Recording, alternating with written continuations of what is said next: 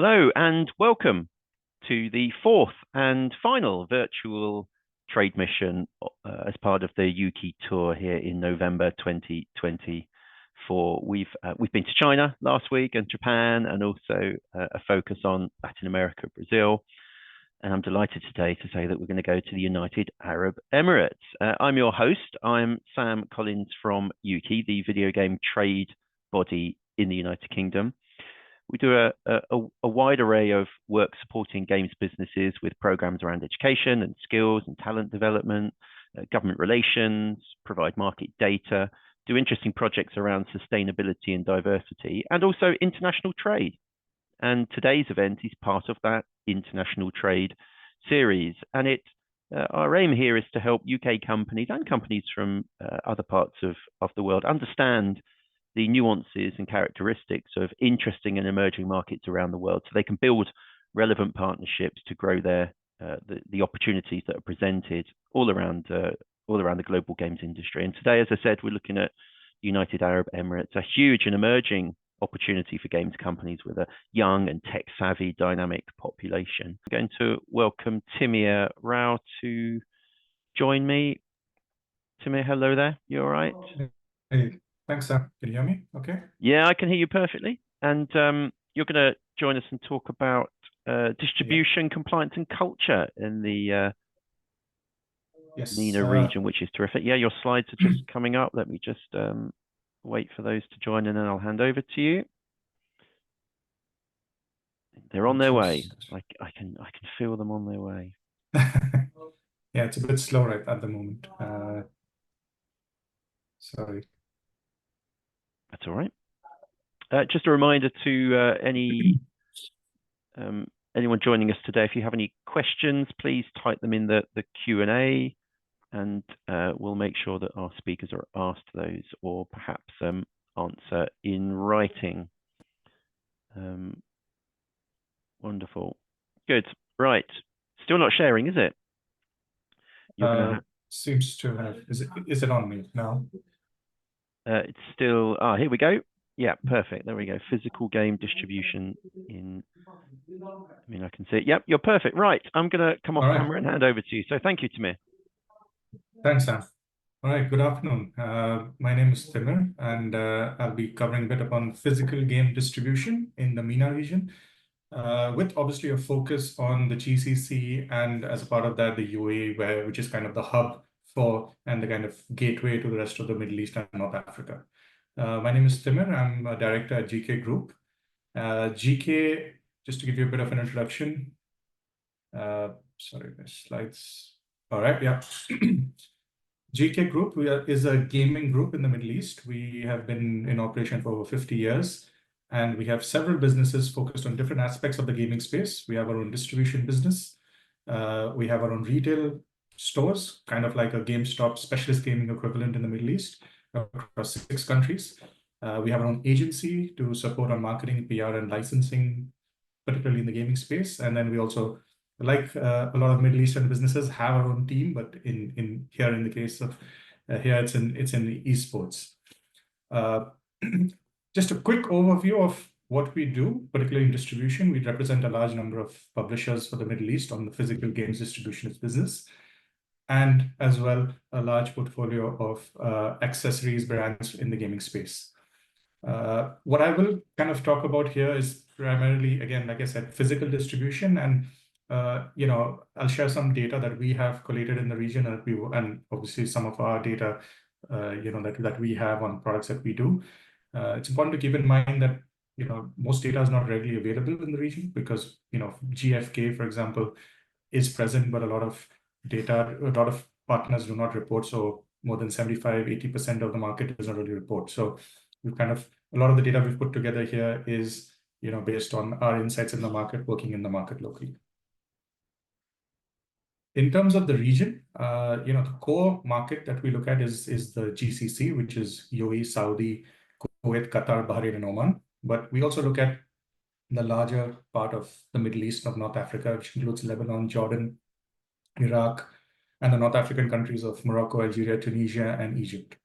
Essentially, what we're talking about when we say Middle East or MENA from a gaming standpoint, we're talking about all the Arabic-speaking countries. because the product we're looking at is targeting all these countries. You've already seen a lot of the stats on the region. So, I'll talk specifically about, some other elements and aspects that are important to keep in mind for the physical games distribution business. So we have a very mature retail environment in most of the GCC, which is our core market. It's driven by mall culture. Keep in mind that in our region, it's usually too hot to, hang out outdoors in a park, or, a lot of people and a lot of countries, people don't drink, so you're not out in the pub. So people hang out in the malls, and that's why there's a very strong retail environment still present in our region.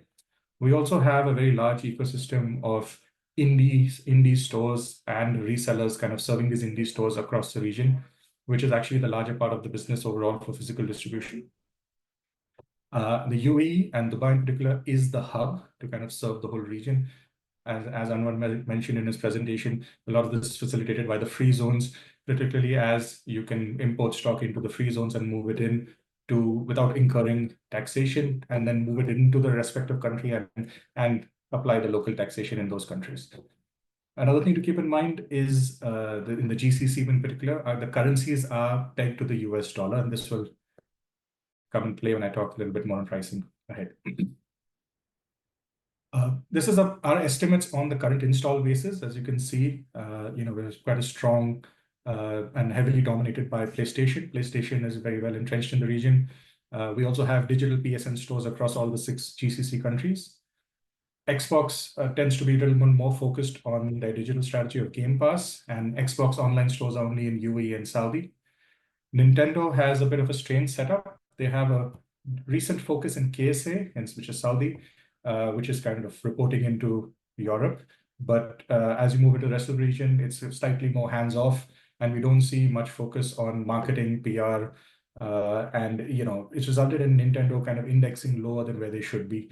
They also do not have any local digital stores, so consumers here are usually on international stores when they buy digitally. All of these reasons also contribute possibly to why we are quite strong still on the physical space. To give you an idea of numbers of what we estimate as physical units that sell in the MENA region in a year, it's about, we estimated in excess of 4.2 million units based on ASP approximating $145 million worth of business. This includes, a product that is being obviously distributed by local distributors, but also gray stock that also flows in very, very often into the region through various networks of resellers. And, the Middle East is very easy, particularly in Dubai, to, source product. From our portfolio, just to highlight some of our top sellers in a year, and I've highlighted it based on franchise to just give you an idea of how much they do across. Call of Duty as an example, it would be in a year would be across 2 iterations, the Modern Warfare 3 and Black Ops 6 this year as an example. So, some of the numbers that you see obviously are comparable, or maybe higher, maybe lower than some markets. A lot of it also depends on local tastes and IPs that are obviously more popular in the region. So, if you look at something like WWE, it indexes very, very highly here. There's a lot of investment, and especially in Saudi with the WWE. So you see a large, a very large opportunity on certain IPs like that.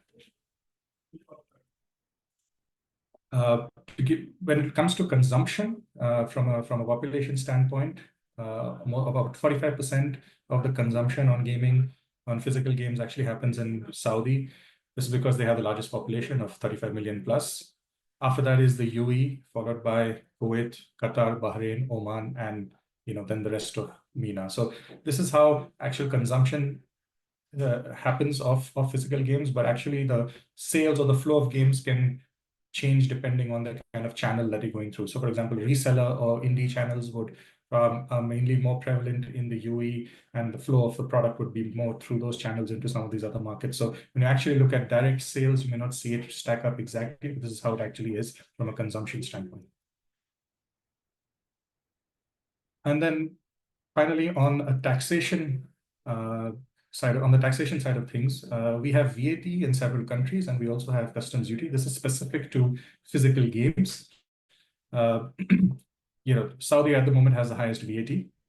What's interesting to note here is that our digital pricing on digital stores such as PSN is mapped to US digital stores, which means that a $69.99 product USD, which is $79.99 in Europe in euros, is actually cheaper digitally for us versus the physical product, which is typically mapped to the euro pricing as a territory we come under EME. So we unfortunately there's a advantage towards digital in our region, where digital is cheaper than the physical product. However, we still have quite a strong share in physical for some of the reasons I mentioned below in terms of consumer shopping habits, and also because consumers actually like the touch and feel and like having a product on their shelf. So our estimates put digital to physical in the console space at about 50-50 on an overall, which can go higher in case of some titles if there's an advantage towards digital, or can go advantage towards physical, or can go lower if there's an advantage towards digital. In terms of the channels that, where games are sold, so, the first one I'm going to talk about is power retail, which is the term we use for what you might call national accounts in the UK, which are the organized retail chains, hypermarkets, multimedia, entertainment stores. They have a very standard model where they all sell at SRP. So again, unlike UK and Europe, they don't discount off their own margin unless the discounts only happen if it's supported by the distributor or the brand. So they always sell on an SRP with full stock protection on returns. The indie and reseller channels, they have lower overheads, but they work on an extension of unsecured credit to smaller mom and pop stores. These channels, it's all about the price. They're always very competitive. They're also very susceptible and open to gray stock coming in from maybe other parts of the world. E-tail has been growing tremendously, particularly since lockdown. We have Amazon present in our region and a few other players. And this has grown quite a bit. They've been taking a lot of share, but they still remain significantly smaller than physical retail. We also have the quick commerce apps that have come in here. I'll talk a little bit more about them, but these basically involve, allow instant gratification, delivery in 15 to 90 minutes on grocery or food delivery apps.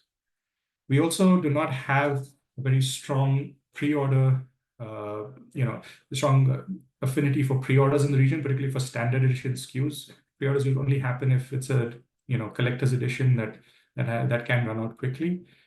And another thing to note is there are no pre-owned sales in our region, so no retailers doing pre-owned, and almost no indies as well. So pre-owned practically does not exist. Everyone buys new. This is a snapshot of some of our what we call power retailers and e-tailers. You can see a lot of the brands you see here are international. Keep in mind that they are the local franchises. So Fnac, for example, was not exactly the European Fnac. It's a franchise owner who's taken the franchise of Fnac. And then we have e-tail players like Amazon, Noon, Blink, and a few others. The guys that we would classify as the top in the region would be Jareed, which is primarily Saudi-based, but they have stores across the region. Excite, which is Kuwait-based, which again, is more like a Best Buy, an electronics retailer. Geekay, which is our own sister company. Virgin, again, which is across the region, which is like the Virgin stores you used to have in the UK back in the day, or like the HMVs that you have, and Amazon, which is, of course, everyone knows. And then this is what our resellers look like. So these aren't the fanciest or the coolest looking stores, but the kind of revenue they generate very often is in excess of the more organized power retailer, just because they have a network or they're operating on a much larger scale and dealing with the local consumers in the local neighborhoods where people are used to buying from their own mom and pop store. And then we have some indies who are, slightly more structured and maybe with one or two outlets, with more than one outlet, and operating more like a brand than like a run-of-the-mill indie. And these are also spread across multiple countries in the region. And these are our quick commerce apps. I think Anwar also talked a bit about Talabat, and we have several of them that. Basically they use riders as, to do delivery after pickup from store. And, they offer Some of them also have a model where they have dark stores in every locality, and you can get your product or your game or your controller delivered to you in 15 minutes. And it's really, obviously very, very competitive for against, platforms like Amazon, which are same day delivery rather than a few minutes.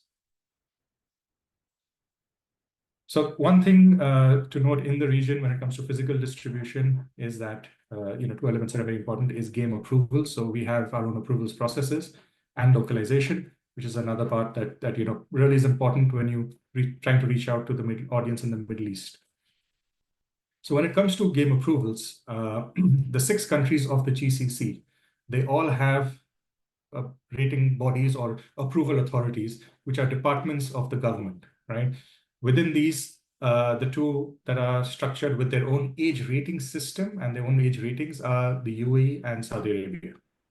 Both of them have local age ratings. They also have a process similar to a PEGI or an ESRB for a pre-approval submission, where you can get an approval in advance.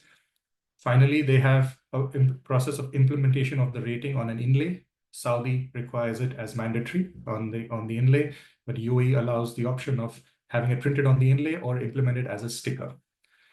However, there is also a final stage of approval where there is a requirement at the end of this process to also submit the final game retail copy to these departments and get them to play through or check it or ratify it and approve it. So this is a process that has to be handled for physical game approvals across the region. In the case of outside of UAE and Saudi, the other countries of the GCC just require a game copy submitted where they will kind of run through. There are some content that is considered sensitive, but you need to keep in mind that while dealing with these age rating bodies, it is not, the bodies themselves or the people there themselves are not unapproachable or not hard to deal with, or, they're just, working under guidelines that they have been given and that they need to follow overall for the country. So they will kind of base a decision based on that. And they're very open in terms of engagement or in terms of talking and sharing of any content. So, as I mentioned, all these approval bodies are government departments. This approval is required for physical games to clear customs. And typically the approval is in the name of the local distributor based on the trade license of the distributor. So all the liability actually is on the local distributor, businesses like ourselves who have to take ownership of launching and getting the games approved. The digital stores are not regulated as of now, except for in Saudi, where GCAM does ask for digital approval. However, very often platform holders like PlayStation, they do tend to ask publishers to or check if the games are approved before they list them on the local stores. Moving on to localization, I always like to say that for the Arabic language, localization is more important than translation, and the reason this is said is because Arabic can be a more complex language to work with, primarily because it is right to left, not left to right. Also, getting the right context of words. Sometimes there's certain words that may not have a direct equivalent in Arabic, so you need to find the right replacement for that particular word when you're doing localization. Most of the localization that happens in our region is for subtitles and UI. So we don't necessarily require voice localization. That's always a plus. There are some publishers who do that, but an example would be FC or FIFA has the Arabic commentary that is the same as on the television broadcast in Arabic. So obviously those kind of voice localizations are really are really appreciated by the community. But typically UI and subtitles works. This is also an important step to to get acceptance amongst the local community. It's not today. It's considered as just just a sign of a publisher or a developer taking the region seriously if they have Arabic localization in there, and it also obviously adds on to the marketing push and the PR push in the region. Talking about marketing and PR, I'd like to highlight some best practices and some of the stuff that I think works, that we have seen success with. Each one I've tried to showcase with examples of what we have done in the region. So as a distributor, we also most of our partners handle the marketing and PR in the region. So most of it is with examples. So coming down to it, I think when you look at the marketing, everything that works for you in other markets and that works for you in the UK, most of it is applicable here. So out of home, this is an example. This is obviously in Dubai, and you'll see, some examples.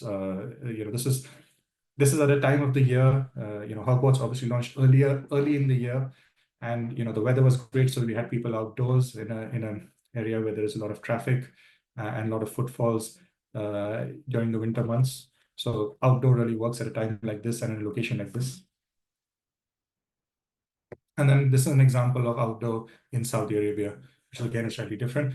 We also try to always encourage a call out on all outdoor, highlighting where the game can be bought. You'll see retailer call outs on the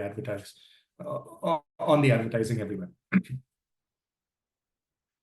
In terms of TV advertising, what works best in our region, because we have very, very, very diverse nationalities and people from all walks of life in the region. What's the common and the best place to advertise is football, right? Football is massively popular, and particularly La Liga, Champions League, and the Premier League, and the usual suspects in terms of clubs. So a lot of what we would typically target for TV advertising would be halftime spots on beIN Sports, again, which is a Middle East-based company. There's also a large shadow audience for anything you do on beIN Sports, because a lot of people are using, IPTV boxes in other parts of the world and getting the beIN Sports stream for their games. Cinema, of course, works great as well. We try to suggest, if you're advertising in cinema, try to have, some kind of connect between the movie and the game. An example for us was Lego 2K Drive, where we attached to the latest Fast and Furious movie, and the trailer was running along with that. And then, of course, when you come to hands-on with games, media events work really well. Getting local media, local influencers to a location to play the game in advance, to interact with, and as well as give them opportunities to create more content with unique photo opportunities like what you see here. That's a great step. And then consumer events, we have several opportunities throughout the region. One example here is Seoul DXP, which is a music and sneakerhead festival based in Dubai. And we had a partnership there with them and 2K to show all the 2K sports titles in a slightly different experience, which is focusing more on the culture of the games and just come in and play the game. We're talking a little bit more in this region, in this event. And then trade marketing, which I think works everywhere in the world, where retail is still strong. That works here as well. We have all kinds of stores. You have the amazing stores in the malls, with millions of footfalls, where you can have amazing executions like what you see on the right. And this is some for other examples of power retail or stores in the malls and what they look like. And then you have the indies and the resellers, which kind of look like this. Like I said, they also generate a huge amount of revenue, sometimes much larger than the stores in the malls, but don't look as nice, but having a branding up there is equally important. Content creators are massive in our region, as everywhere now. We also have obviously a lot of content creators from other parts of the world who have moved to Dubai post-COVID and during COVID. And we work very closely with Arabic content creators, particularly to drive awareness of our games. The best part about that is, all the content that they typically create is in Arabic. And so we know it's reaching the Arabic speaking audience. And when you tie that in with the game that's localized and, that's approved and that's kind of launching across the region, it really kind of takes you to the next level.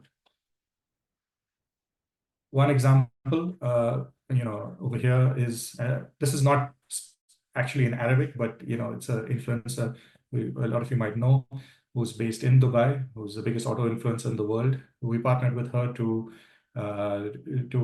promote Saints Row, and she essentially created a car in the game and then built that same car in real life, and obviously created content and videos around that, which got over 12 million views. So this is an example of in the game and in real life. And then this is a tournament model that we implemented with some of our top influencers, where they got an invite to compete against each other. So it's it's influencers fighting each other for bragging rights, streaming it, creating content around it, boasting when they win, which obviously keeps adding to the virality of what we're doing. And then, of course, the standard digital media buying works as well.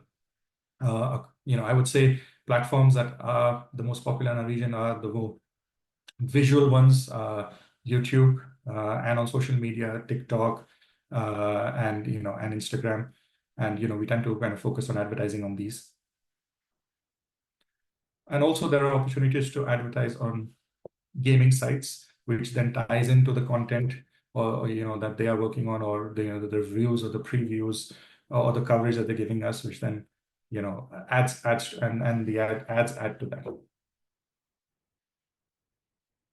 And like you might have seen earlier, quick commerce, again, these platforms are great to advertise. Everyone's opening these apps on a daily basis to order their groceries or order their food.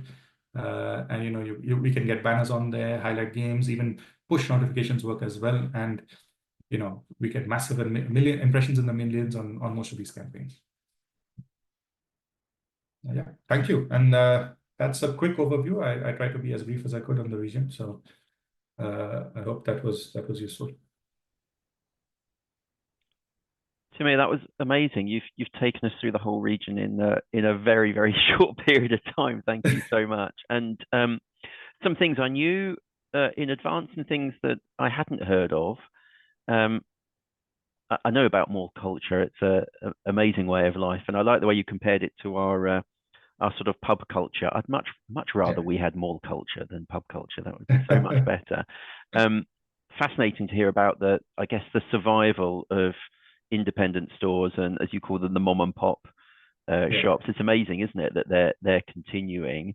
Do you think that's going to always be an integral part of the market in the next few years? Well, I think physical, the demand for physical is always there. I think it's just a case of our consumers being pushed towards digital. I see a lot of that in our region now. You have some games where there are a lot of digital advantages or digital SKUs that are digital only, and then the consumer is going to go in there. But of course, digital has its own share of challenges where visibility and highlighting yourself becomes harder and harder if you're not in that top 10 typically. So I think physical is there. We see a lot of the channel kind of buffer that. There is a drop in physical sales over the last 10 years for sure. Yeah. But then you have accessories coming in, and a lot of that kind of keeping the business alive. But I think physical is there in our region for a while at least, so we're happy about that. Well, especially as you have your own shiny stores. Lovely to see some of your own stores in the presentation. That's the way to do it. And you suggested it was about 50-50 at the moment between physical and digital. So long may that continue. And of course, physical stores may well become promotional and marketing outlets going forward, which is fascinating. I was every time I wrote a little question down, you answered the question before I got to it. I was particularly keen to hear about things like journalists and media creators and their involvement in games. How is that market, do you think, changing, and where do you think it might go in the next few years? Well, I think there's no traditional media anymore in our region, at least. Yeah. Right. It is influencers, and it is all about content, right? So, and I think we're seeing more and more, and we see that everywhere in the world. I've been in the games business for 16 years now in physical distribution. So, I've seen it from, I used to pick up my Edge magazines every time I was in the UK. Wow. And, so, and I still like that, but, so, I think it's all about content, and it sometimes that's hard to do because, obviously, so, it's not necessarily about coverage. Everything comes at a price then when you're working with content creators most of the time. So, I think it's about finding that balancing act, and you're always going to have the guys that are really big, but then you're also going to have creators that are still coming up, and they still need you, and they still want to engage, and they still want to cover everything. And I think that's always going to be there. That cycle's always going to be there. So I think definitely media has changed, but I don't think it's always necessarily a barrier and going to necessarily be hard to work with content creators. Just a little bit of a personal story. I was really fascinated by the quick commerce idea of getting deliveries, and when you order your food, you might get a game as well, whether it's promotional or delivered. That's fascinating. I live in an area in the UK where I can't get anything delivered to me from these kinds of retailers, so I don't know whether they're offering it in the UK. But that's a fascinating idea, that when you order your dinner, you can order the latest game or product or video or whatever you want, or DVD, whatever material. That's an amazing opportunity, isn't it? Yeah, well, if it's great if you're playing a Souls game and you smash your controller, just order it in 15 minutes, right? Yeah, that's unbelievable. It works. 15 minutes, I think, eh? yeah. I mean, so look, it depends on locality and stuff, but yeah, most for example, Dubai, most parts of Dubai, you get it in 15 minutes with some of the apps, and I think it's all about convenience, right? We don't have the best climate, so people are indoors a lot, and then you want convenience. You want people order a lot online, or get a lot delivered to themselves, including groceries, a lot more than maybe in some other countries. So this just comes along with that. It's part of the culture, I would say. Well, that might be the answer to the final question I've got for you here, which has come through one of our audience participants saying, what challenges do you face with distribution and logistics? Is it because it's a large space with people dotted around? Is it the difficulty of reaching consumers, or is it something else? What are the real challenges here of distribution? The main challenge, there are two parts to it. So one is obviously a lot of work needs to be done in advance on things like game approvals. So you really need to get that right. We've had cases where there's a game approved in 2 countries and not approved in 3, or vice versa, and so on. And when you're covering the region, planning that out in advance, mapping that out is really important. You can't find out at the time of launch. You need to know in advance, or you need to have a steer in advance. So we're fortunate. We've been in the business for a while, so we can kind of gauge that and plan that in the best way. So that adds a bit of complexity, as well as the lead times that come with that. So I did highlight that for every game, physical game, you need to submit a game copy in advance to the ministry. So that means you need to plan your shipment well in advance to get that game copy, which is a final retail copy, and submit it in time for them to play it and approve it, and then be on shelf, imported into the country, and be on shelf in time for release. So that's the key complexity from a logistics standpoint. And also the other part being that just you're not talking, it's not the EU, it's not easy trade between countries, different countries, different dynamics, different systems, different holidays, different National Day holidays. So you have to keep all these elements in mind when dealing across the region.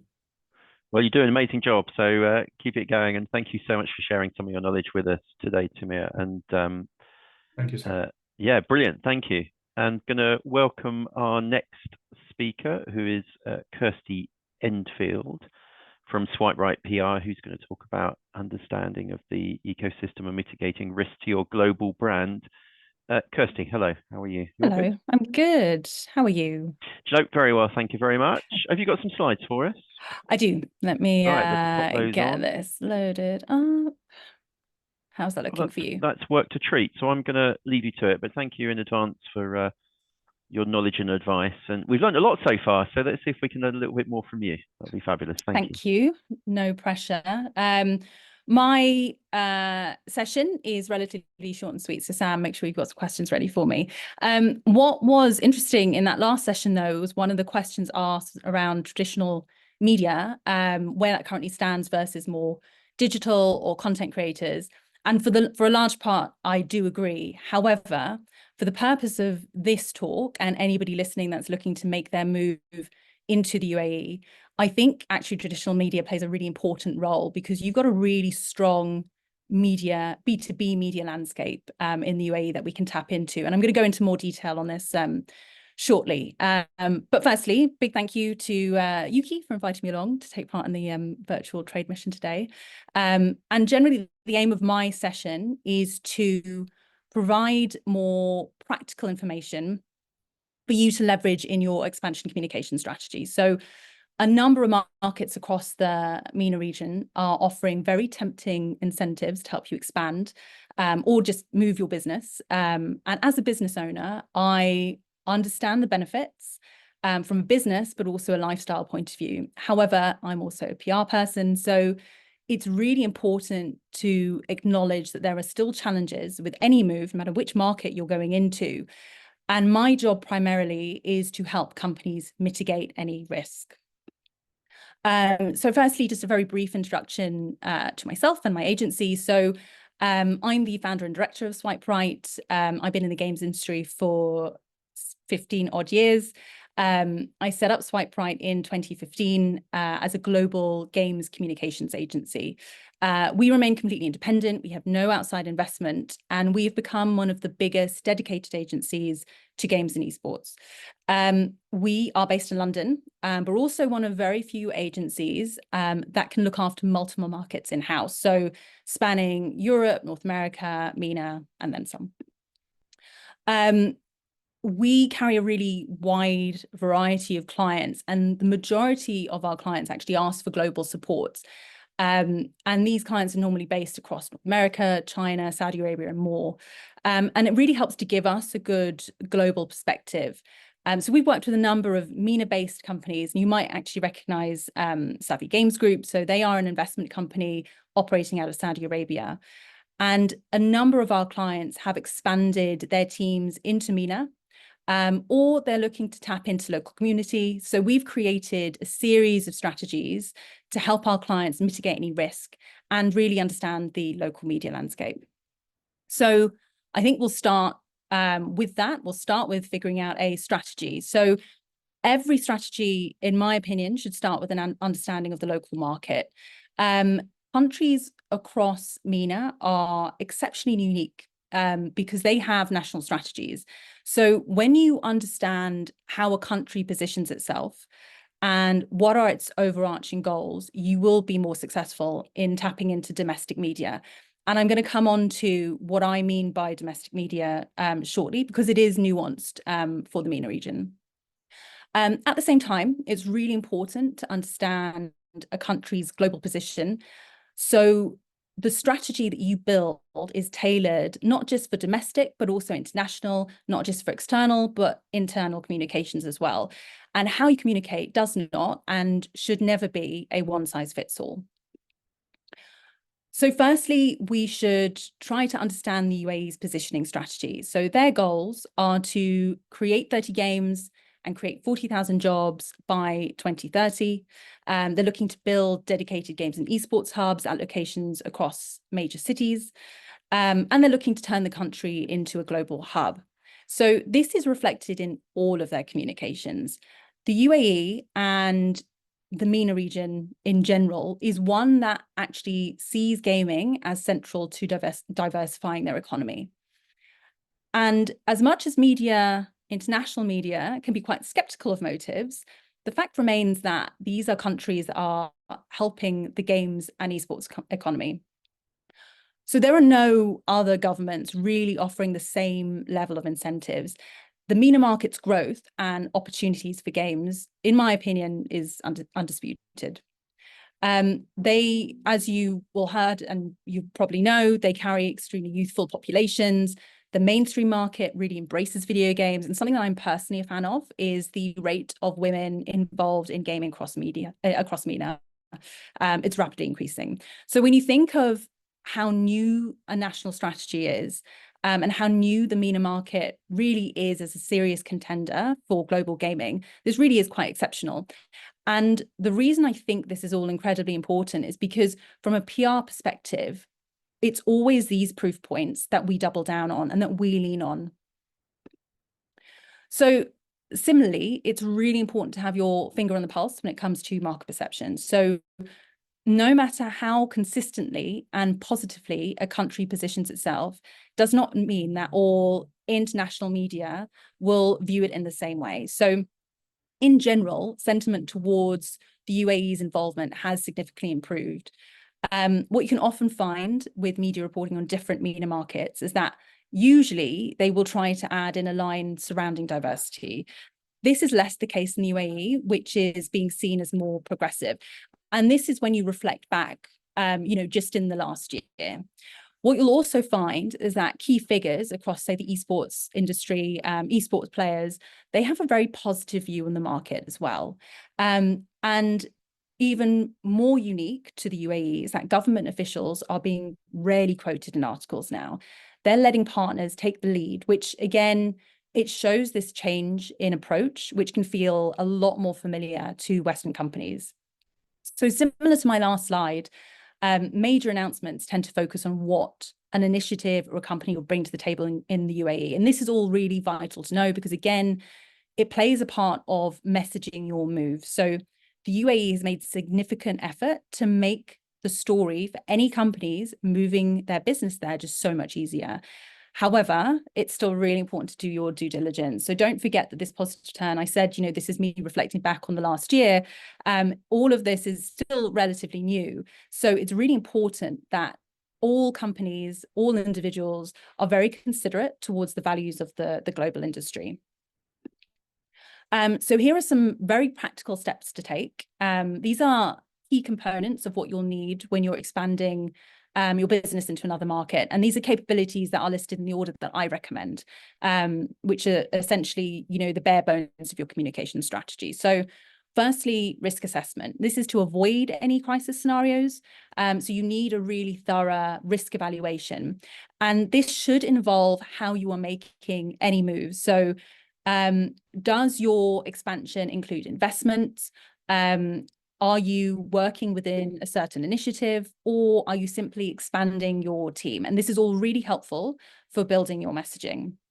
Then there's talent profiling. So assuming you will accrue local talent, it will be important to help them build a name for themselves and for the business in the market that you are expanding into.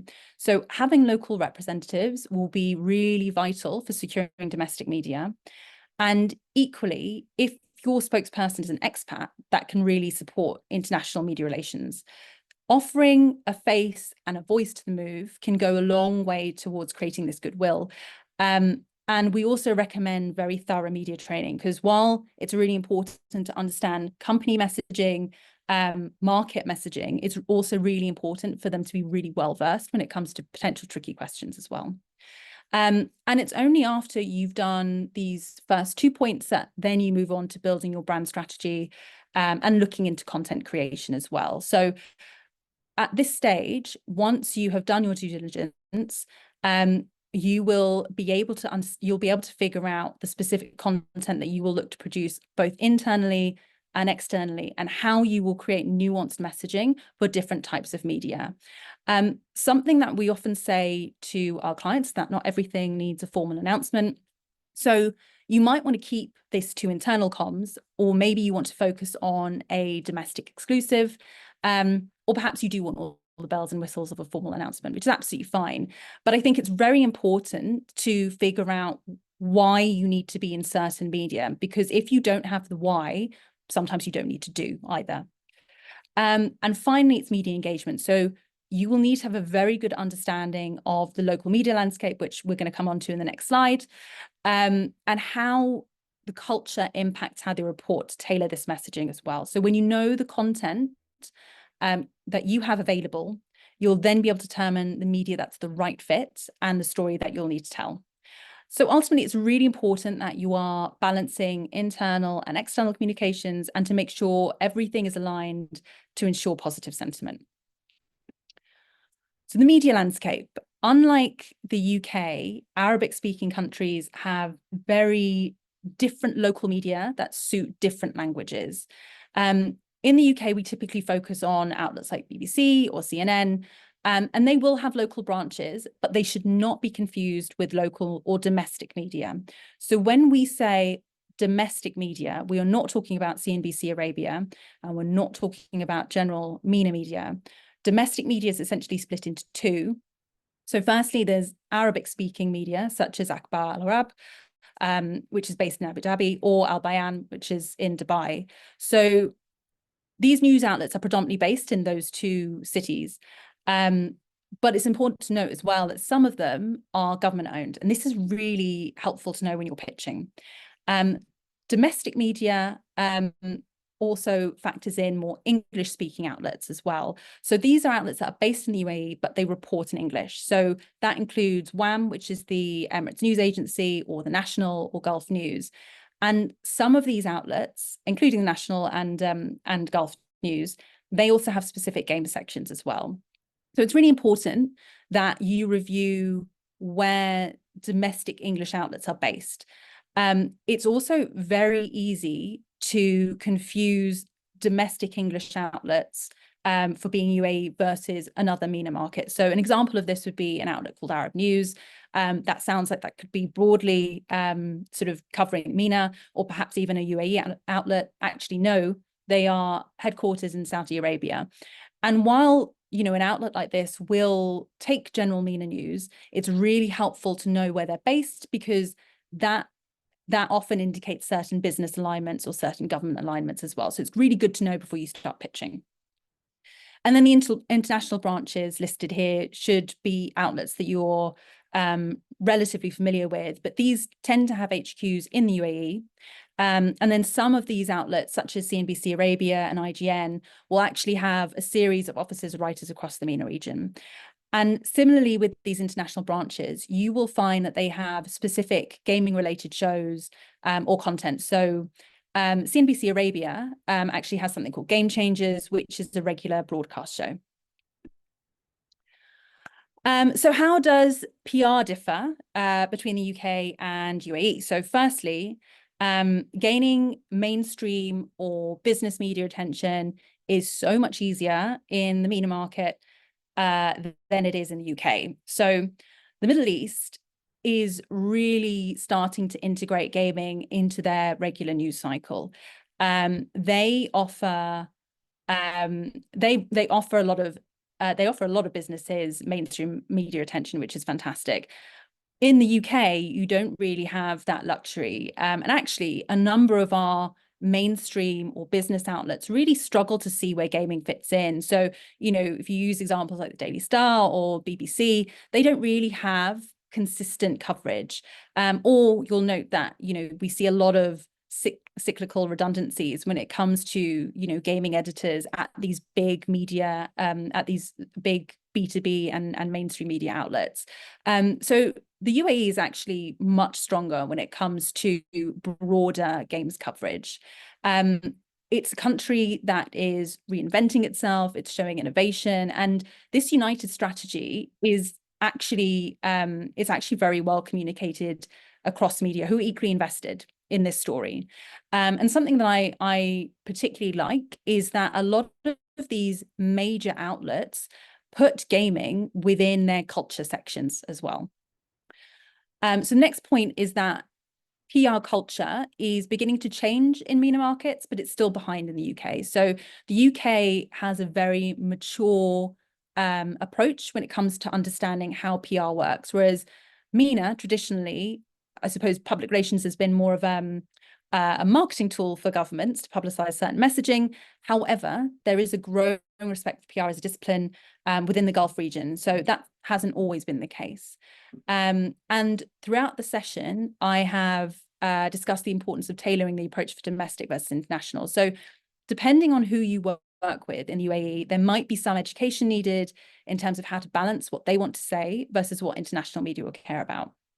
And because domestic media often do not work towards embargoes, it is often assumed that a press release can be rushed out or will be covered. And in case you're not familiar with the terminology, an embargo is just something you can pitch, you know, without the news having to break sort of immediately. It gives media time to write things up. But actually, that isn't necessarily the done thing across a number of MENA markets.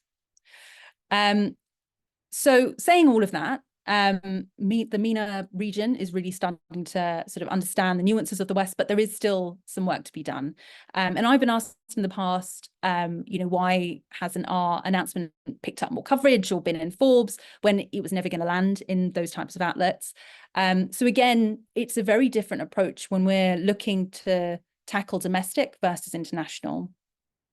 Finally, the information being pushed and the level of media education is very different between the UK and UAE. So both markets are very data-driven. However, similar to my last point, and what I mentioned previously about messaging across the UAE being very consistent and positive, that doesn't really work for the UK.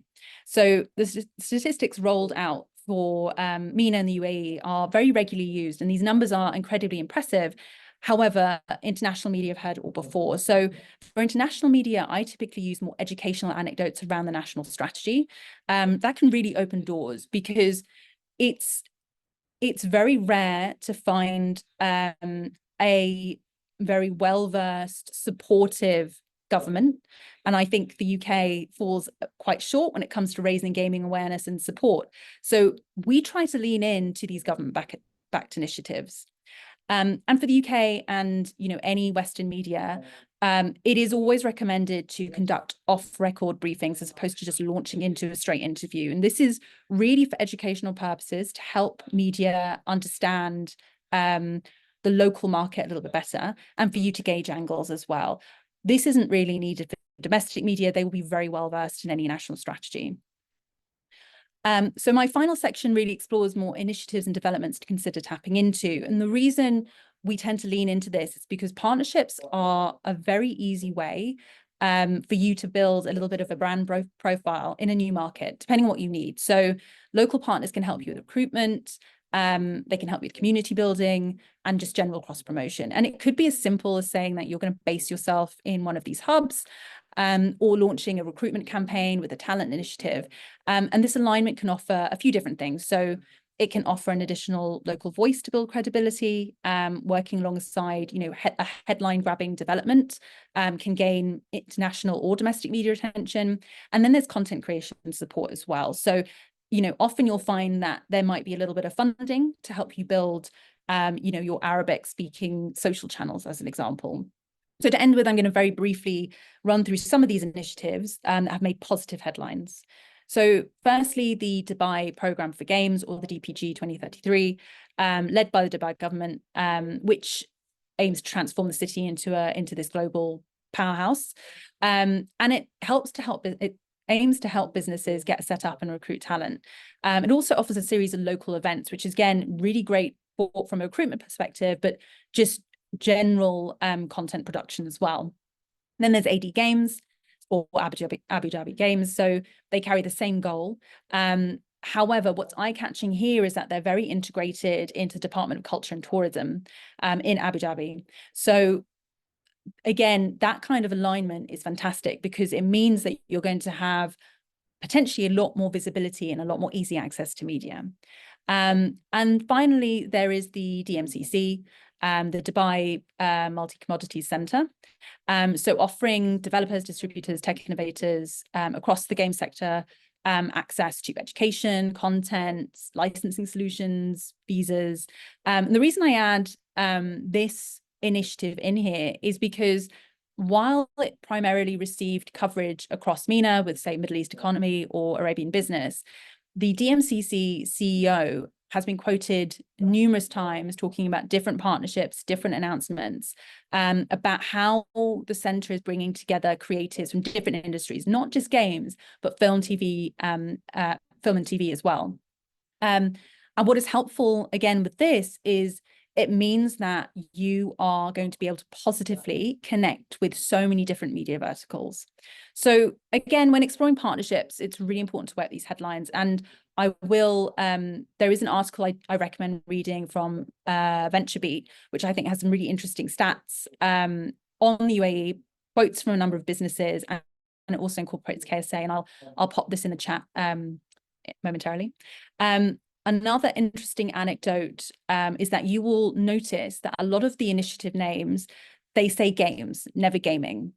And something that I found also in KSA is that people try to steer away, even though media might reference gaming, a lot of businesses and government initiatives will try to steer away from saying gaming because that is associated with gambling. So a little tidbit of information in case that's helpful. And finally, there are two main developments underway that have garnered incredible headlines. So firstly, the Esports Island, which is set to be the world's first dedicated esports island and is a project that is potentially going to exceed over $1 million in development costs. This managed to get headlines across Forbes, Hypebeast, Vogue Man Arabia.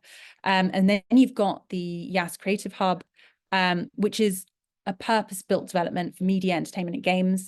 Again, secured headlines across Variety, Hollywood Reporter, and is said to be a driving force in the evolution of Abu Dhabi's own creative economy. And these type of developments, while they're still underway, any kind of alignment is incredibly powerful because it will set you up with this ready-made community. And it also means you can tap into a new cycle that's already being produced. That is it from me. Thank you for listening. Yeah, I hope you found it all very helpful. And Sam, happy to answer your questions.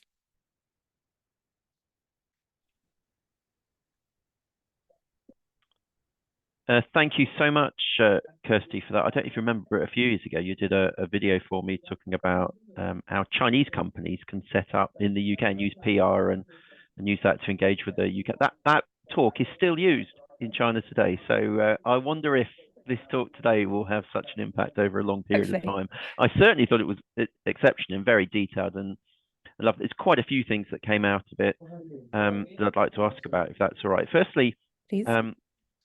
Don't we love a government that sets a target and has their ambitions? I like the fact that they're being so vocal about this. They want to get to 40,000 jobs by 2030, but how many jobs are there at the moment, do you know, in the games industry there? I mean, what are we talking about? What are they starting from a zero position or a standing start? What are we talking about here? I couldn't be quoted on an exact number, to be honest. But I can't imagine it would be a zero number. I think there's been so many moves. To be completely honest with you, a lot of my experience is it leans towards more KSA. However, in both markets, I'm seeing more businesses move over there. I'm seeing more memorandums of understanding with a commitment to have jobs there as well. I think something that is a general challenge at the moment is trying to find there's a talent pipeline issue, and because there's still a very young population that's still trying to be recruited, try to be trained up. So I think it's potentially slow moving, but all the moves are there to get it to that quota. Yes, I know you're not an expert on talent, so I shouldn't be necessarily following that, but I'm going to. I'm sorry. Okay. We've seen lots of businesses there trying to attract UK studios to go over there, and this is why they need to read your guides to before you go over there. Think about the risk and the opportunities there. Is there a drive to get a whole variety of different individuals? The questions come from the audience about. Is there a particular drive to get tech talent there, or is there also an appetite to bring business people in and lots of people with different skills, or is it specifically that tech side that they're looking to introduce into these markets? I'd say it's all sorts, really, because it's not. And I think when we're talking about development talent, that borders into tech anyway. I think something that's again really fantastic is how new technology is embraced across MENA. So it's less of a conversation of the specific, like, they must be a game developer, and it's more, could they can they help sort of bring in new AI related tools? Can they help bring in anything in between as well? So from a community management point of view, I think it's all strands within gaming and esports that's being recruited for. And actually from an esports perspective as well, when I'm thinking about that talent pipeline, doesn't necessarily mean from a an operations point of view. It's also we're also talking more like pro players, commentators. They're getting way more opportunities now as well. And why is esports such a fascination in the region? Again, young population, they're loving the competitive, and also mobile. Actually, mobile is such a big, such a predominant platform, and the games, things, PUBG Mobile, Honor of Kings, Free Fire, like all of these games have huge player bases there. So I think it's just a natural evolution. You've got competitive games that are really popular over there. So it's just, it makes a lot of sense to have a really strong esports ecosystem. Yes, yeah. I think the economic contribution of esports is a little bit misunderstood as well. So we'll see how that plays into growth as well in the future. Talk about brand and reputation. A nice awkward question from the audience talking about, is there a way that games can perhaps broaden different countries' understanding around and positively influence the country? We're talking about more women in the games industry, more people from different sexual orientations, for instance. Do you get a sense that that's viewed as part of the process when we're embracing games and expanding in that area? Are we going to see an improvement in some of those areas? I think we are seeing an improvement. I'm thinking about sort of the volume of women involved in the industry. And again, you know, I'm speaking more from a KSA point of view, to be honest. Yeah. But it's almost, I think from what I've heard, it's becoming, you know, more of like a 50-50 split of the volume of women that are getting more involved in games and esports. And my perception would be that the UAE is very similar in this. And I think something that is incredibly important is that when you're looking at these markets, they are very new. I said this before, but they are new to the industry. You know, the Western market has had so many years to try and create a level playing field. And, you know, you've got KSA UAE just coming into it, and they're already doing a better job in many ways. So I actually think these are really positive moves. And I do think this is actually pretty well communicated. It's whether or not the issue is whether or not Western media want to hear it. Yeah. Because yes, you can come back on other issues around different aspects, but essentially the culture's shifting. So I see it as all a very positive outlook. Still always work to be done, but that's also why I think having this sort of consistent story that they're always telling is really important, because you can't really argue against it. It is a fact. Like, there are more women in the industry. There are more, you know, it's becoming more, gaming is becoming just more familiar with the overall economy or the overall sort of education system as well. And it's far more natural than however we've done it in the UK. It might be the first market where 50% of the games workforce is female in the world, because they're starting from a very low starting point. That would be amazing, I think. Yep. It would be incredible, wouldn't it? I mean, great. We'll say, no, I'm not saying, yeah, it would be terrific. I think there'd still be some cynical voices around it, but it would be fascinating always to see if they can. I think that's quite a natural thing. Cynicism is quite a natural thing, but again, I think that could be the same for I think that could be the same for any market. Like, if you think about sort of, I don't know, there's the volume of collegiate esports that have been sort of shut down across North America. You know, there's always ways, and I think, you know, it's a media issue, right? Because they're always looking for ways to create a new story. Not everything is going to be positive, which I think is fine. You've just got to ride that headline out, if that makes sense. Yeah, wonderful. One final short question for you. I'm sorry about this, but we talk about the different channels there in terms of domestic Arabian, domestic English, etc. Are there differences in the perception of games from those different channels? Not too much, to be honest. They are generally very interested to learn about the games industry. They're very excited about what it can offer their local economy. I'd say that the only difference is how they want to report on it. And again, it really comes down to, when you're talking about domestic Arabic, and depending on the alignment that they have with if they're government backed or not, that can change the tone a little bit. However, it's easier to have a more positive and constructive conversation with both of those segments. Right. You'll tend to find that domestic English will pay a little bit more attention to broader headlines, but again, they see it through quite a fair lens as well. Wonderful. Amazing, insightful as ever. Thank you so much for your time today, Kirstie. Really appreciate that. No problem. Thanks for having me. All right, and thanks for taking so many questions. I'm going to conclude today actually with our final speakers, Amanda and Fieldman from Vertical Voyage. Okay. Hello. Ah, there you are. Good, wonderful. Let's get you on the main screen. Just a moment. Okay. All right, that seems to be loading perfectly. So thank you for joining us today, Amanda and Fieldman. I'm going to hand over to you and turn my camera and sound off. So over to you. I can see your slides. Let's go. Okay. Yep, you can see it. Okay. Good afternoon, everyone. Thank you for joining us today. I'm Fieldman. And I am Amanda, and we are husband and wife and co-founders of Vertical Voyage FZC. So today we're going to be sharing some insights around our company and how it is operating in UAE, as we've been operating for over a year now. So I'll just move to the next slide. So bit background, we're a business development consultancy. Our primary directive is to build collaborations and partnerships around global IPs, brands, and entertainment companies, primarily gaming. My background, I've worked in film, gaming, digital and mobile technology over the past 18 years, worked with companies like PlayStation, Sony Pictures, Yellow One Games, CK Hutch Telecom, which is in the UK, is Free UK. But I worked with a global group, and I've built collaborations and platforms with global companies such as Disney, Banijay, Paramount, and Gameloft.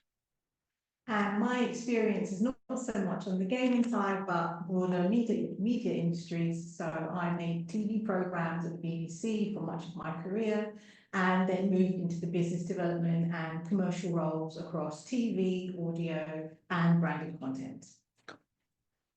So this slide here is just an illustration of what we primarily do and how we primarily operate. As I said, we work with lots of brands and IPs to bring them together to produce new collaborations or products. So in a sense, you can think of it as the example like what you see in Fortnite. Fortnite has a collaboration almost every other week nowadays, with different IPs and brands being inserted in. Same goes for Roblox. Previously, I've worked in collaborations with other games such as Matchmasters, Mafia City, or mobile. Aside of that, we also offer consultancy and advice to companies both here in the UAE and abroad. I'll come to some of those we consult with shortly. And then we also work on ideation and conceptualization. One of the things that we've encountered a lot recently is several brands and IPs who want to do stuff in gaming don't have a clear idea of what they want to do. They just say, we want to be in gaming. And then we're just like, well, what do you want to do? So we work with them to ideate and conceptualize an idea for a new game or a collaboration. So these are some of the brands and IPs we work with. There's lots, ranging from automobiles, sports, game IPs, movie IPs, TV shows, toys, etc. We have a large network of different brands and IPs that we are able to pull from and work with. So yeah, we work with them, and then we work with developers and other content producers. So some of these include sort of games, Maze Theory, Rhino Rock, who are all UK based, but we also work with developers from Asia, Africa, and South America and North America too. And on top of that, also we've expanded a little into location-based entertainment with companies who do live experiences, but working with these brands as well. So I am going to talk a little bit about how we came to be in the UAE. Stop share. Hold on. Technical difficulty. So essentially, we all remember COVID, and we all remember what that kind of did to our state of mind. Both Fieldman and I were working from home remotely with a young child, and we just really thought to ourselves, you know, what do we want to do with our lives? We finally get out of lockdown.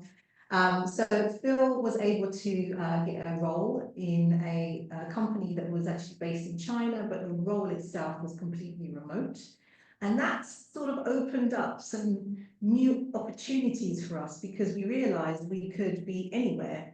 And, you know, it would be sort of up to us to decide where we wanted to be based. So Fieldman went on to apply for and successfully obtain a digital nomad visa from Dubai. Which then kind of everything just moved pretty quickly. I decided to then leave the BBC a couple of months later. We began traveling the world and we had Dubai as our base. So we would be in Dubai for a few months, then we traveled into Africa for a few months, then we came back to Dubai, we traveled around Asia, back again to Dubai, and then traveled around Central America and North America. And it was during that sort of period that we were really looking at where would we want to be based, where would we want to relocate to, and really start thinking about building a new life and business. And what we realized was the UAE just offered so much to us and our family. Even though we loved so many amazing places that we visited, we just knew in the end the UAE was going to work best for us. So we were able to attain our business visas and register our company, Vertical Voyage, in the UAE in December 22. And Fieldman left his remote role and we began our full operation in November 2023. So, is that right?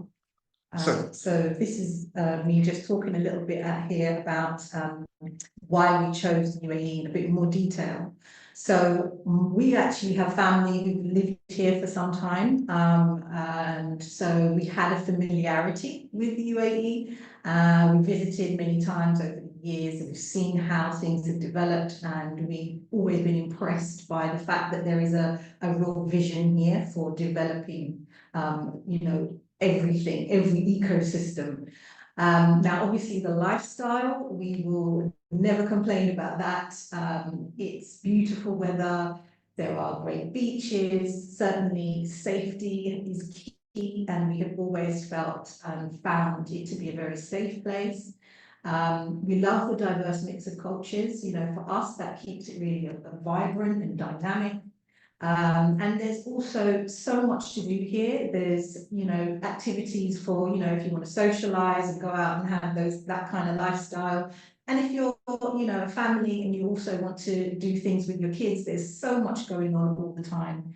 Plus, I can say education is really good here. You'll pay for it, but it's really good. And, you know, there's just a lot of variety because you know, there's 7 Emirates, so you're usually an hour or so to the next Emirate driving. So you can always have that variety to do short trips and getaways.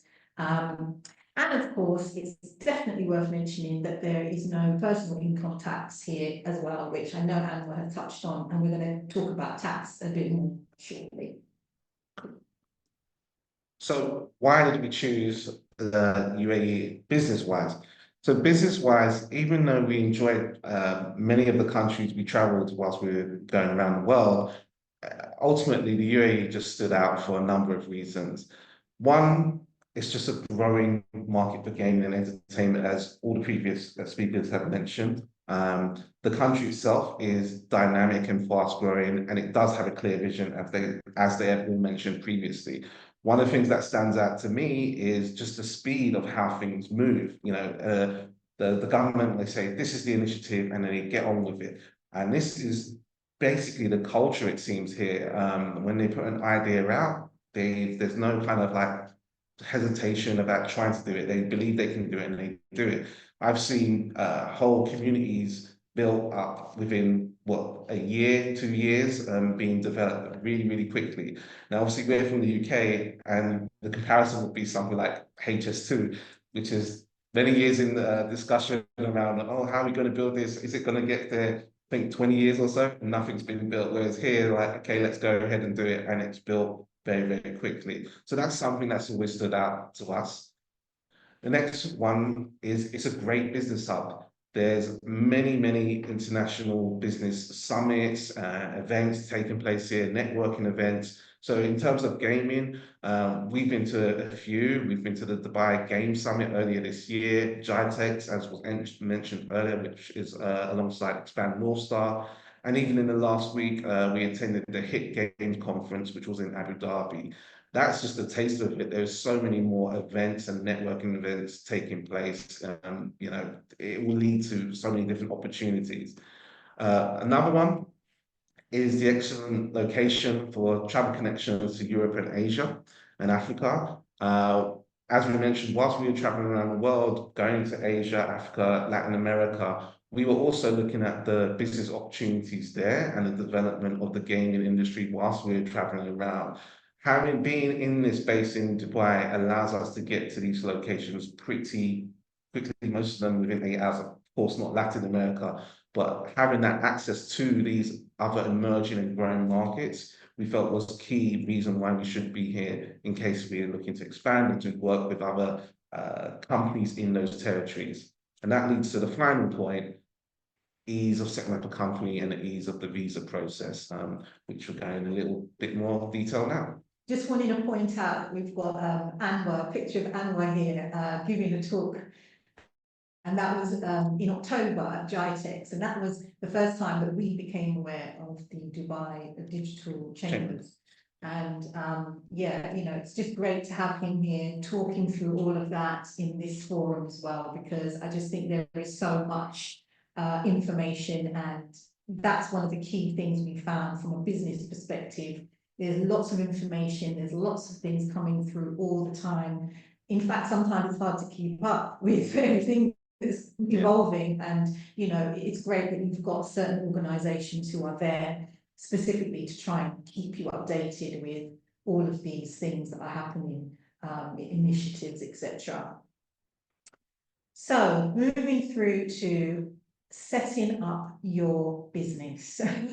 Right, I don't want this to get dry, but I do want to go into a little bit more detail. I know Anwar touched on different types of companies, but just to outline that you could set up here and operate as a freelancer. So if you're going to be doing some activities where it's sort of you and your laptop, that sort of thing, then a freelance license might be the best thing for you. If you are a larger, more established company, then a mainland company might be the better option for you. Again, as Anwar mentioned, you don't need to have a local partner for that anymore in the gaming space. And there are some real interesting incentives there around, you know, 100% ownership and all of those kinds of things. Then there are free zone companies, and we have a free zone company, so that's how we set up for our operation. And there's about almost 50, I believe, free zone companies across the UAE. So there are many options. What are they? Well, they are these sort of government business zones. They're specifically allocated for certain types of business activity.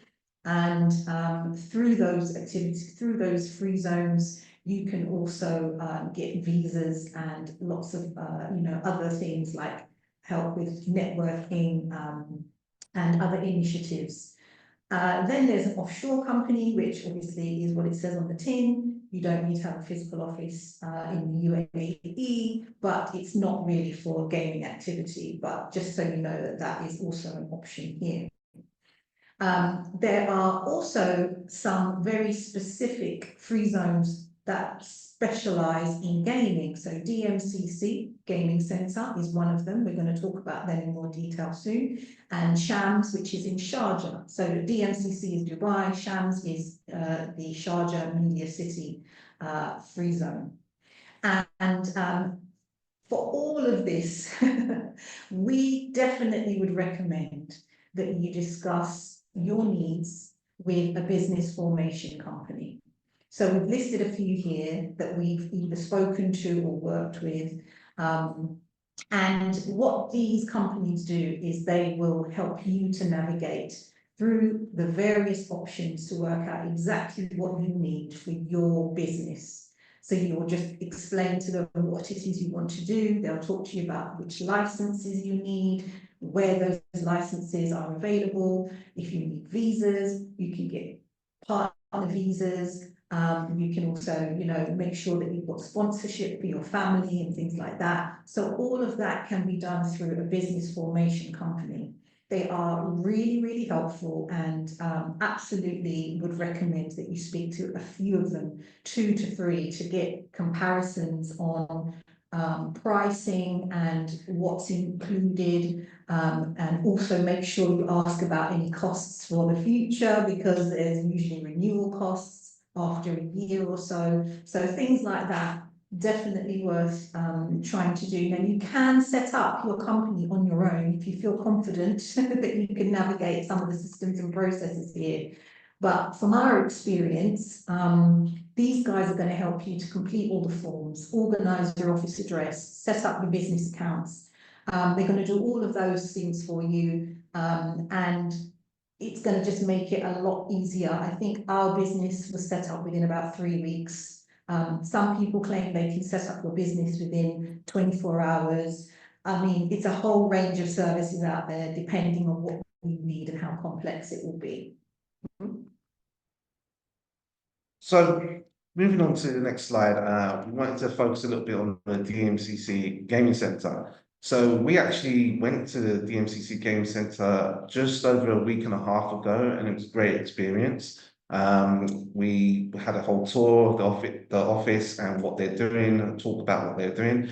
And there's lots of benefits from setting up in a free zone like the DMCC. So as Amanda mentioned, they offer flexible licensing. So licenses are specific to different free zones.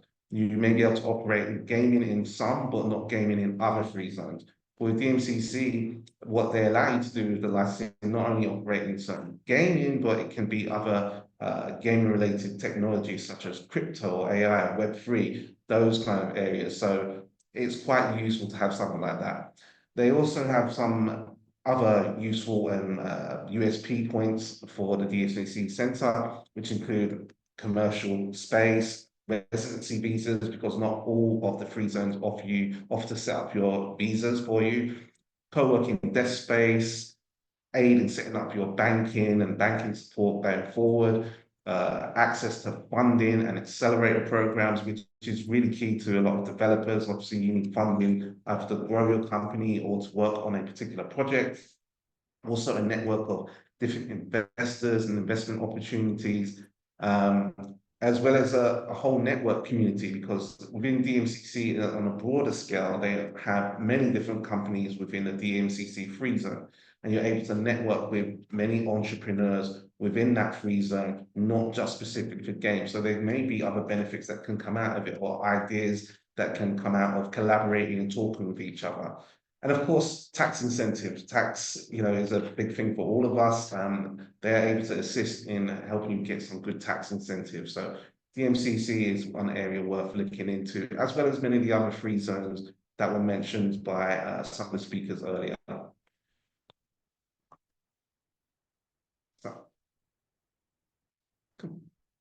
So as Phil mentioned, taxes, we thought we would just have a very quick overview of that.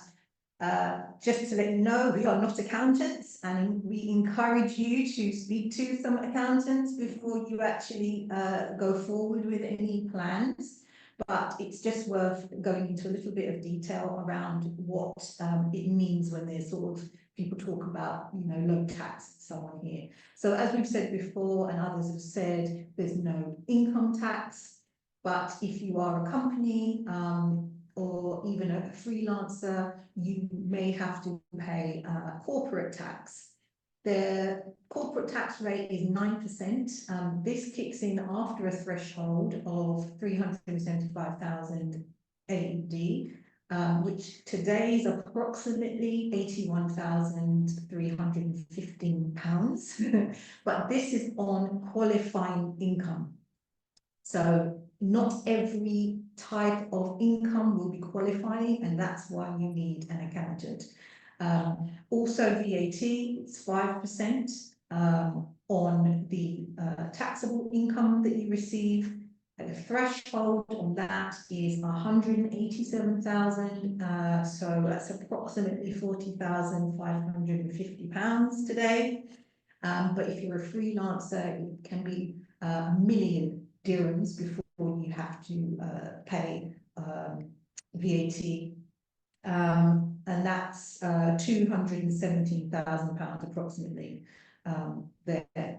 So as we mentioned, accountants are going to be pretty important for you. Most of those business formation companies are going to offer you an accountancy package, or they're going to have recommendations. Even the free zones will have recommendations for accountants, because most free zones require you to file accounts, audited accounts each year. So you're going to need some support with that. The accountants will also keep you updated on any new government regulations, any requirements that you need, because they can be easy to miss. There's lots of information, as we mentioned here, all the time. So if you're not plugged into a particular organisation or body, you can miss things. So it's good to have, you know, experts in that field helping you to navigate. And yeah, it's just something that we have found incredibly useful. We have one person that we talk to who's brilliant. A company is called Profit First. We definitely would recommend them if you want to just have a chat with somebody to find out how will tax work for you, your company. And they also do some business setup services, so they can give you a full overview and support you through setting up, as well as what the tax and accountants requirements will be for you. So operating in the UAE, you know, it's just so interesting, obviously, coming from the UK and seeing the differences in how business operates. People have touched on this, but I think it's just worth saying that there are differences, there are cultural differences, not just because we are in the MENA region, but because it is a global hub. So you're getting so many different types of, you know, culture come together.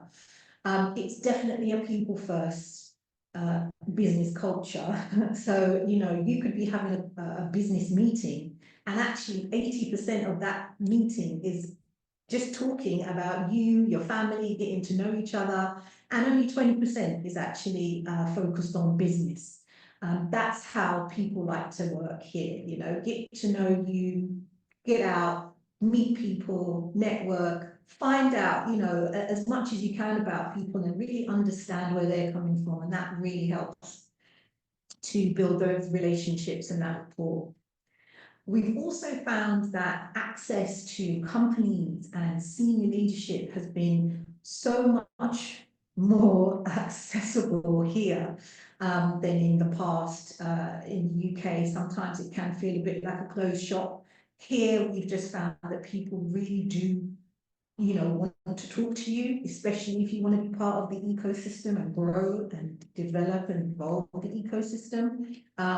You know, you will find that you can reach out to people, you will meet people when you go networking, and, you know, they turn up to events and they're actually really open. And, you know, also they do really respect your experience coming from the UK. They will be interested to know, you know, what you know and how perhaps that can be brought into the ecosystem here. And it is well worth saying, there are so many networking events. You can be at something almost every single night of the week. There's just a lot, and you know, you're going to have to work out which things are really going to help you, which things are just getting to know people and getting to understand the landscape, and then eventually, you know, you're kind of in a bit more of a groove and you don't have to be at everything. So, with regards to operating in UAE, sorry, not EU, UAE, there's lots of cultural considerations. So it was touched upon earlier in some of the discussions, especially with Timir, with regards to the differences between Saudi and UAE, etc. But there's also differences between Emirates here. There's 7 Emirates, and they're all slightly different. They operate slightly different ways, even though there is a national ethos and vision. They do operate differently. So that is something you have to be aware of. That should also be the case, if you're looking to produce a game and, publish it and have it released out here. As Timir mentioned, it will be reviewed and approved. So you must be aware of, cultural sensitivities must be considered. So that's a point that I recommend everybody take note of. Also, with regards to this, if you're looking to do a game to make it succeed well in this region, if you highlight the MENA culture, you're more likely to attract funding or more positivity from government organizations or bodies here as well, because there is a strong push to be able to express and tell MENA-based stories globally through gaming as well. So that's something I think everyone should consider. So I did mention government initiatives, and I believe Kirstie mentioned this as well. There are a number of different government initiatives here. We've highlighted 3. One of them being DPG 33, which is Dubai Programme for Gaming 2033, which is overseen by the Dubai Future Foundation. With that one, the focus is on attracting talent and content and technology, all based around gaming, to help build the ecosystem of gaming within Dubai. Interestingly enough, with this particular program, they also offer a golden visa, a gaming golden visa. So that would offer someone a 10-year residency, which is priceless. I mean, generally speaking, when you have your business residency or visa, it may need to be renewed every 2 years or every 3 years. With a 10-year one, it's one and done. You don't have to worry about it again. And it would be extended to your family, your spouse, your children, etc. So all dependents. So it's very, appealing to try and go that particular route. Another one from the Dubai government is a crowdfunding platform named Dubai Next. It aims to support all types of ideas and startups within the Dubai region. We've spoken to them before, they're very cool. And that's one particular way, a developer or a company interested in starting out here can go about raising funds to inject into their company or to their project. One that Kirstie also mentioned was AD Gaming, which is Abu Dhabi Gaming, and it's government-led. That one is very, how can I put it, very attractive to many gaming companies. We've spoken to several gaming companies who've reached out to us, asked, do you know anything about Abu Dhabi Gaming? We've been to their offices as well. In fact, the Hit Games conference was held there last week. So it's very appealing, and I'll go into some of the reasons why. As you can see on this particular slide, there's lots of incentives to set up down there. Subsidies, connectivity, so there's many other games businesses within the Yas Island Creative Hub. Access to other investors, publishers, there's lots of support, there's gaming events that you can be a part of. We've been to a number of events, and they've showcased different developers and studios at those events under the AD Gaming banner. So it's really cool for that. They also show up at, other events such as Comic-Con, Gitex as well. And they are really pushing gaming and esports tournaments as well. So AD Gaming is one that I can recommend looking at also. Next one. So this one, we're talking about a little bit about funding investment, also touched on earlier by several of the speakers. So for VCs and accelerators, there's hundreds, literally hundreds of different ones out there. We just highlighted a few, such as Animoca Brands, Astro Labs, and Sharouk. They all look at gaming as a vertical for them. We've been to Sharouk's office before. We've spoken with Astro Labs. In fact, whilst we were in Saudi Arabia, and they are all really keen on pushing the ecosystem and gaming as a whole. Then there's investor networking groups. Now, within Dubai, there's a very popular one called Tableon, You go there, you pitch. There's usually an event every 2 weeks or so. There's a WhatsApp group that you can be part of. And you're pitching different ideas. Investors themselves go there, they meet you. If they like the idea, they'll invest in it. And it's actually, highlighted in the WhatsApp groups as well. In fact, I had one text this morning highlighting someone who got invested in last week. So that's an area that I think a lot of different developers and companies interested in gaming can look into if they want to do this. Then there's also programs from private companies. So one that's highlighted here is from Etisalat, which is one of the big mobile networks here. They have a program called Hello Pitch, and the third edition has just come up, where the winners of this particular pitch can win up to 350,000 dirhams. I can't do the calculation into pounds in my head right now, so come back to me and I'll come back to you with that answer. So they're just one of many. We've seen it with some of the banks here, such as Emirates NBD and several others. And a lot of these initiatives are also showcased at events such as GITEX as well. So that's something that different companies interested in getting fund investment can look at as well. And then finally, publishers. There are a number of publishers here. So Azure Games, actually, their main office is here in Dubai. And then we have companies like NBC, who are actually the biggest broadcaster within this region. They've actually, in this past year, entered into the gaming market, doing publishing and developing games, or working with developers to publish those games themselves. We ourselves are also working with them on a couple of projects, and they've actually also launched a gaming channel earlier this year as well. So lots going on with NBC, and it's someone to keep an eye on as well. And they have offices here and also in Saudi Arabia. So that was a lot of information. We do realize that, but we did want to come and talk from a kind of on the ground perspective of our experiences so far. These are just some insights that we've, garnered, and we would absolutely be happy to talk in more detail about this with you if you want to have a chat, just thinking about what you want to do next. And, obviously you just want to consider a few ideas, then we are more than happy to talk. Please get in touch with us. And also, if you were interested in talking to us about our services with IPs and brands, we'd love to hear from you. So there's our contact details on the screen, and we hope that that's been helpful, and we're very happy to answer whatever questions we can at the moment. Thank you. Thank you. Brilliant. Thank you, Fieldman and Amanda. Do you want to close your screen down and we can get you back on camera? That's terrific. That covered a lot of ground and very informative, I have to say, certainly particularly some of the different opportunities and communities you can get yourselves engaged with and support mechanisms there. That's fantastic. Thank you so much. I suppose you started talking very nicely about personal experiences as well. It's always good to hear about people's personal experiences.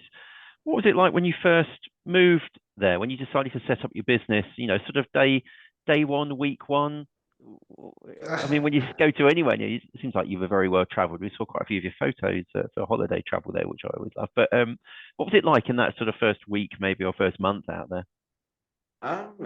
It was interesting. It was a bit of a ride because we completely new to it. We understood the process of setting up business in the UK. So we were kind of baffled at first, like, why do you need to do this? Why is it like this? And how does this free zone work? Why can't you be in this one and this one at the same time? So understanding that was interesting. And also some of the points we've highlighted today, they were not available. So like the DPG33 program wasn't around when we first moved over. We took it as a case of, we saw an opportunity and saw it was a growing market and we thought we'd take the plunge. But, these, as Amanda mentioned earlier, things move quickly here and there was a big push. So for us, it was just a case of, okay, we're here, let's try and get on with it. Let's network and meet people. And I think because the culture here is quite welcoming and tolerant, as been mentioned, we are able to just start working with people just from getting ourselves out there, putting ourselves out there and being bold. So that was the main thing, really and truly. There was no kind of, I'll just add on the sort of personal side of things. I think just, you know, you arrive here and you realize how vibrant and dynamic it is in Dubai, that you are really getting used to the pace as well. And I would just say that, you know, we came in and we just did Airbnbs to begin with because we didn't know where we wanted to settle. There's lots of communities, there's so many different options for your lifestyle. If you want to have an apartment, if you want to be in a villa, if you want to be in the city centre, as you would say, like sort of downtown, if you want to be out a bit further, which is where we've decided to settle, a bit more family oriented. You know, these are sort of decisions that take you a little while to work out what works for you, not to mention traffic, because Dubai has got its fair share of traffic. I think that does surprise people. But what's really cool is that the government are very aware. And so we've seen new roads pop up overnight and we've gone, hold on a second, this wasn't here before, but they're trying to ease traffic all the time. So yeah, I would just say from a personal perspective, like just come in, don't commit to anything too soon if you don't have to, and just see, get a feel for the place and try and work out what's going to suit your lifestyle. I like the idea of new roads being built overnight, probably without any potholes as well. They should come look around my village. There's a question actually in the chat about you've talked about it being a safe place, great for families, etc., which is really interesting. A few people have mentioned it, and a good emphasis on diversity naturally. But is there any sort of thought or support given to people from neurodiverse backgrounds, so people with autism, for instance? Is there any sort of support mechanisms for that within the region, do you think? We've certainly seen there's a slightly different phrase for, you know, I suppose